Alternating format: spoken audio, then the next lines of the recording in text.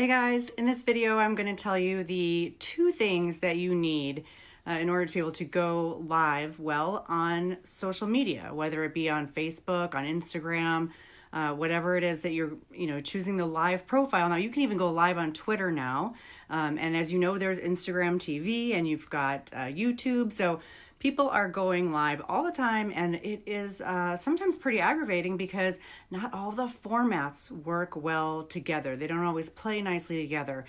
And if you know me, so I'm Marjorie Stiegler. I'm a physician and I'm also a social media consultant.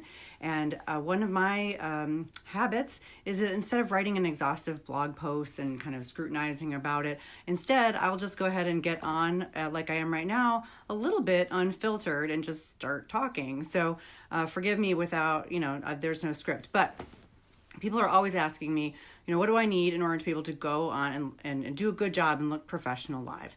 I would say there's really only two things that you need. You need yourself and you need your device.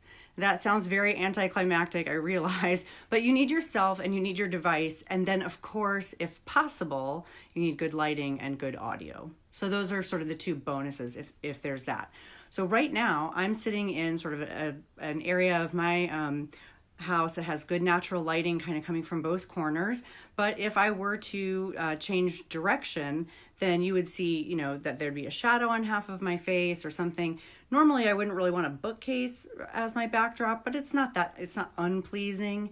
I would want to be sure that I didn't have, some kind of, just a pile of junk in the background, or, a heating or air conditioning grate maybe going on, or some partially opened or closed door. That's usually pretty not visually appealing. And of course, you don't want to look like a giant mess, but a lot of times I come on looking not all that polished. So lighting, it's great to have natural lighting. It's super if you have a space that has good symmetric natural lighting. Overhead lighting is the worst.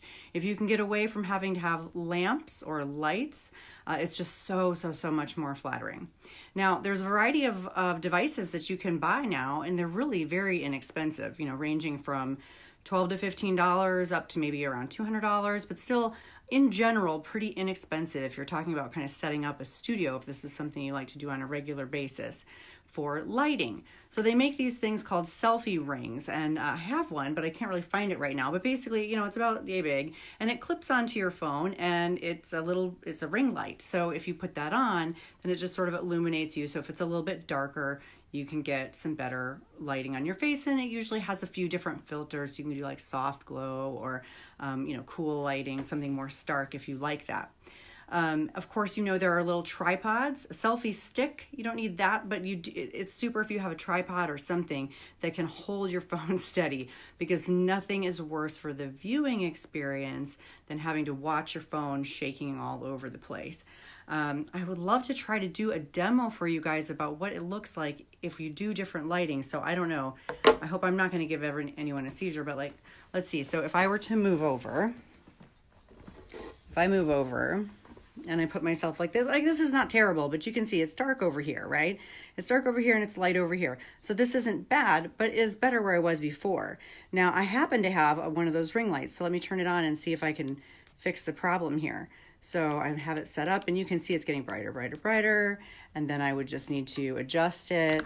I can have it kind of coming off the side, and that has maybe helped me a little bit, maybe a little bit. And then this one also has sort of cool or warm. So there it's warm, there it's kind of bright, there it's cool. So 3 different lighting options and something like 10 different brightnesses with each one. But still, I think that if it's possible to hang out just with your natural lighting, I think that is always best. It's generally speaking most flattering, most attractive. You do it in the morning or right around the early evening, like nowadays, unfortunately. That's 4:30 or 5 o'clock, but it's still a pretty good time to get good lighting.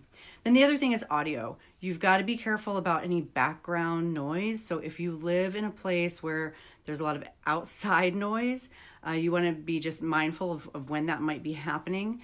If you have children, you want to be careful that they maybe are not home. That's probably the best time for you to go live, or after they're in bed. And then you want to be sure that the sound is clear. Now, for most cell phones, it's no problem because they're phones and they're intended for sound. But I know that I've had webinars and other things like that from my laptop where just the existing microphone absolutely did not cut it. So I'm a big fan of the Jabra.